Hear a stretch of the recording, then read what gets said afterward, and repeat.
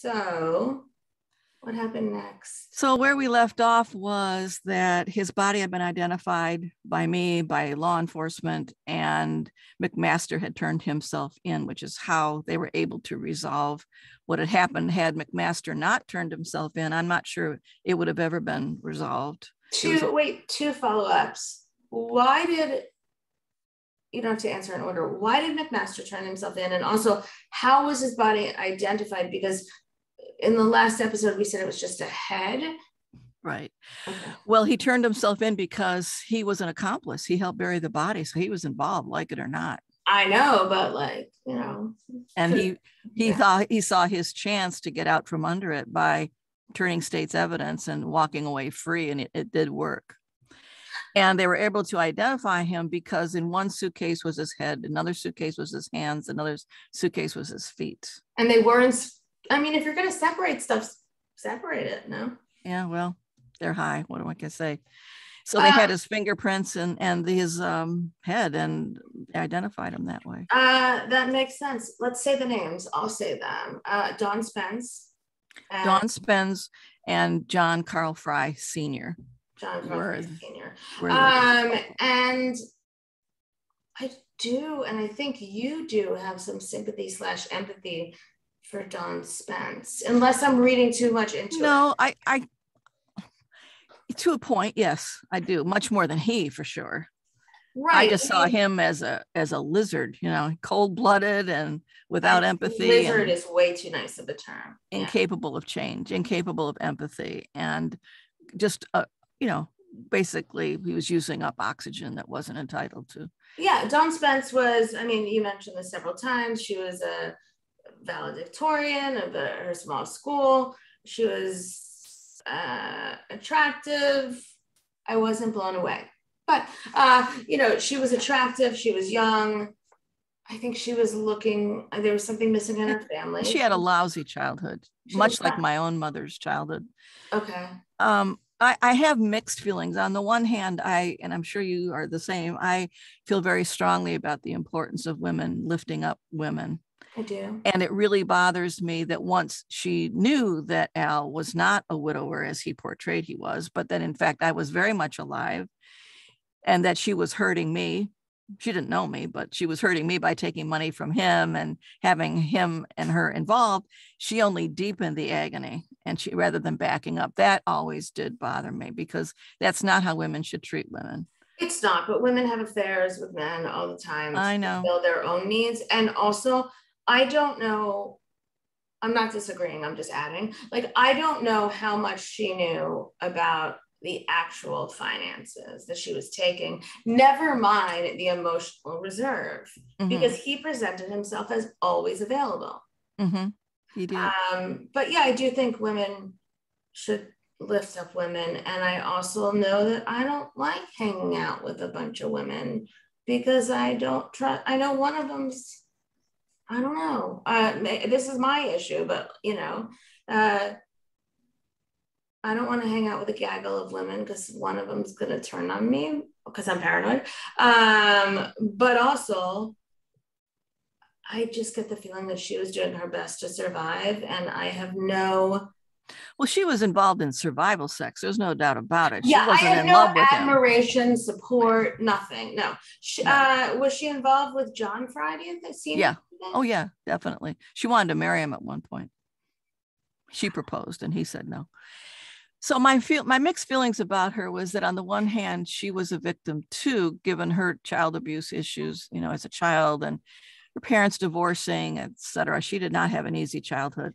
No, and she also, her dad got custody, which yes. This is sexist, but it seems like a bad idea to me. Yeah. On the other hand, I know that my mom had a similar history as she did, and she turned out fine. I did not. So it does not force you to become the person you are. You have choices. And I think that was underlooked at and overlooked, I guess is a better way to say it. That was overlooked, all the choices that she made, which led to that point. She chose to be with Fry. She chose to have drugs. She chose to live downtown. Yeah. She chose prostitution. She chose to be involved with my husband. So she's not exactly this puppet, that she has no control over her life. By no means. By no means. So I had mixed feelings about her. I did not have mixed feelings about Fry. No, not at all. No. I mean, this man was manipulative as fuck, pardon my language. I mean, we were also talking before we started that he had Celia, who was an ex-girlfriend, posing as his sister, and he had beat the crap out of her. Similarly, Dawn Spence had an ex-boyfriend who had beat Donnie Carlton. Yeah. I mean, so in a sense, we're talking about this perfect imperfect storm of horror coming together. Yes, it was. In the meantime, when all this was happening too, my husband had a psychotic break and he was hospitalized at the University of Michigan for 6 weeks. So, and that was not the first time you then found out. I did not know that then, but yes, that was the third time actually. Okay. I only remembered 2. So when was the first one? He was in the Army and he was medically discharged and could not work and was placed in a very expensive, not very long, but a very expensive private sanitarium. And then there was another time after his divorce, and then this time, which was longer, and that was at the University of Michigan. Which, to just circle around back to his divorce, he told you one thing, but then you later found out the truth. He gave me a different date, which I thought was weird. There was no reason to lie about that. I don't care if it was 1967 or 1972. What difference did that make? 68, 69, 77. I mean, it's 5 years. Yeah, but it's like, whatever. And he always spoke very well of her, which I liked. She had a master's degree in astronomy. She was a very bright woman. So anyway, after three hospitalizations. Yeah, thank you. I was going to say, I know we don't use the term mental breakdown anymore, but for common folk, it's a way to figure it out. But 3 inpatient hospitalizations for a significant period of time, which means he must have failed the 72-hour test. Yeah, I don't know what it's called in Detroit. Yeah, he was gravely disabled. Yeah.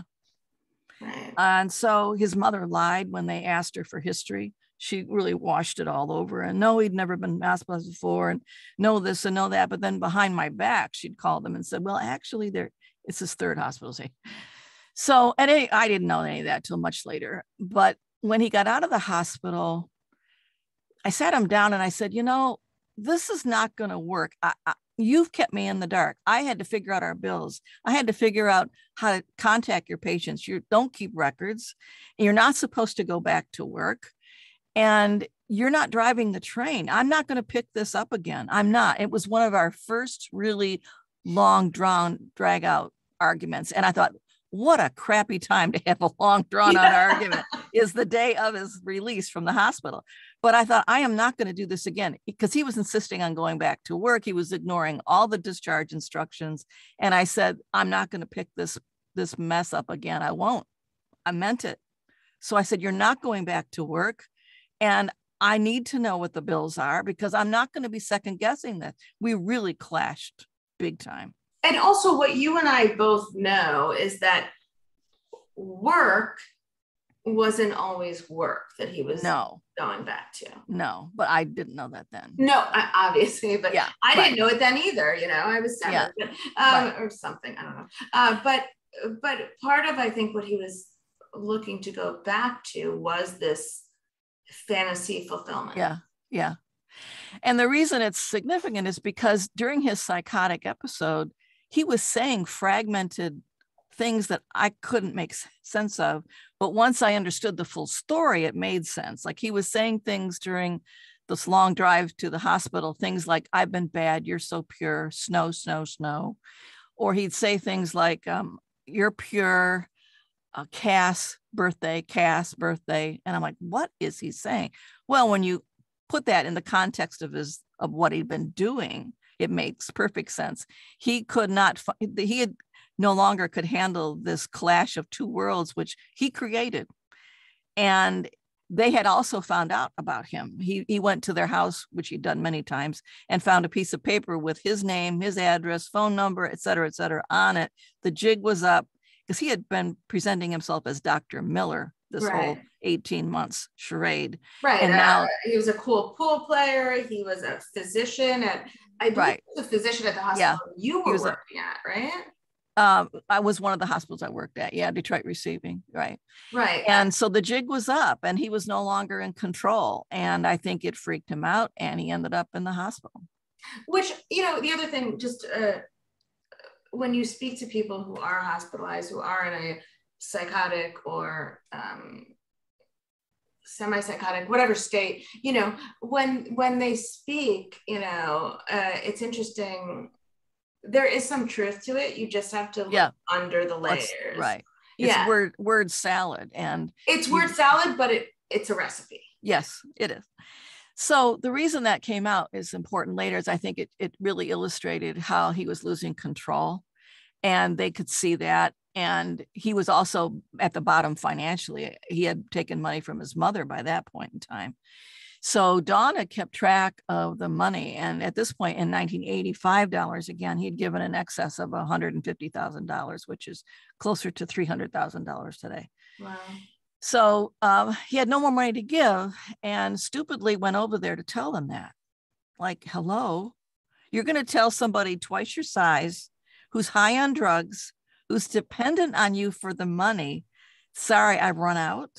Do you think, was he, I'm not expecting an actual, but like, I think he was looking for love, acceptance, Yeah. Yeah. He was desperate. Yeah. And he all of his tricks up his sleeve weren't working anymore. And of course, they didn't take the news well. Their supply of money was gone. That might be a bit of an understatement. Yeah. In terms of, And I think it was premeditated because he had a Louisville Slugger waiting behind the door jamb when he went inside. I can certainly see that from what I read from your work and Lowell Caulfield's, is that it feels like everyone had a Louisville Slugger in Detroit at that time. A lot of people did carry them around. Yeah, but I certainly... And the reason they did is because you can't be arrested for carrying a baseball bat. Right, which is fascinating and makes total sense. So it's interesting that you think it was premeditated because... I definitely do. So to me, it's, if you lose your, like, why take that risk? But I'm not high on drugs, so. Right. And the reason I say this is because he had told other people, Fry had told other people that he wanted him gone. And that he saw that the writing on the wall, that he can't keep up this degree of money. That everybody's got a bottle. Everybody can spend themselves broke. And I don't care if you're a millionaire, that's not hard to do, right? No. So he saw that day coming and it did. And I think he was prepared for it and absolutely intolerant of it. And do you think Al had any idea what was coming? Part of me does. It's one of those questions that I don't know the full answer to, but he went over there in person on a rainy night after work to tell him, sorry, my pockets are empty. I'm like, whoa, that's like putting your head inside the mouth of a lion, It is, but as you said, it wouldn't have made a difference had he gone over in person or made a phone call because they had all his and your info. They did, and mine, it's true. And they also had the layout to our house because I had in that back when I was thinking something is not right, I could feel this storm coming. I created a book for insurance purposes in case there was our house burned down. I felt like I had to do something to encourage my safety. And so I assembled a book of the belongings of our house and listing the items of what I thought each of them was worth. And so we would have it in one place to turn into an insurance company. Well, he had given that book to Fry and Spence. So they had the layout of our house, all the contents of the house. And the fact that Al had stopped smoking and those 3 cigarette butts were on the outside of my house and that I was followed makes me think they were closing in. It's such an arrested development of your husband. I mean, like, how did he not? I don't know. It just feels like at some point he'd been rescued his whole life. Yeah, his parents rescued him every jam he got into, and he had never faced the consequences of his bad decisions ever. So why would this be different? I agree, but it's by that I mean arrested development where they just stop. You know. Okay, I want to get to the positive of where you are now, because there are going to be people listening to this. Like, this is a horrible story. And, Dawn Spence, Fry, Frank, I kind of want to know where they are now briefly, but I also really want to get to how you. Well, Fry died in prison of diabetes and Hep C. Are we allowed to like, I'm Jewish. Oh, it's public record. I know, but like, am I allowed to do a sign of the cross even though I'm Jewish? Oh. I mean, I think he would have gotten out and done more damage if he had. Yeah, he would have, but I don't think he would have gotten. He was given life without the chance of parole. I did go to the prelim exam, and that's the first and only time I ever saw the two of them. She got a very light sentence. She was out before I could sell my house. So she's out, Fry's in, and I sold my house, and the media would not let up. And I had a moment where I thought, I'm done with this. I'm taking back control of my life.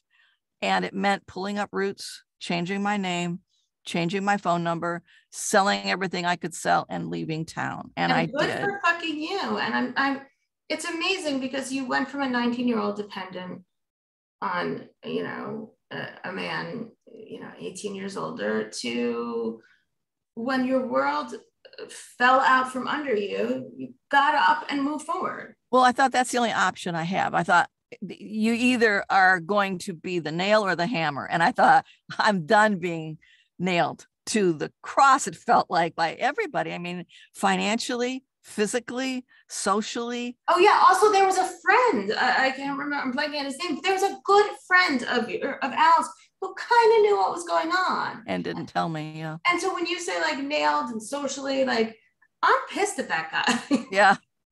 And I would just had it. So I thought, in a way, this is an opportunity for me to totally redesign my life. I have no children. I have no husband. I can quit my job, sell the house, and move. And I don't know what's in front of me, but I had a friend who lived in New York, and he called me. He was very nice. His name is Matt Alexander. He's a psychologist as well. And in a very gentle, calm way, he said to me on the phone, he said, well, life is meant to be an adventure, And I never forgot that. It was like, meant this is leading somewhere that I could redesign my life, and I'm going to take advantage. Which I love. Yeah. And so I literally took out a map. I thought, where do I want to go? What do I want to do? And I decided I did not have the energy to do clinical work ever again. And I never returned to clinical work. I didn't realize that. I just totally did not have the energy for it, but I love teaching. I love research. I mean, clinical work takes a lot out of you. It does.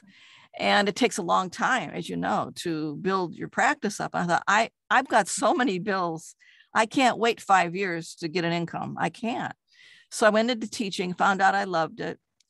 And I went into the Midwest, met some wonderful people.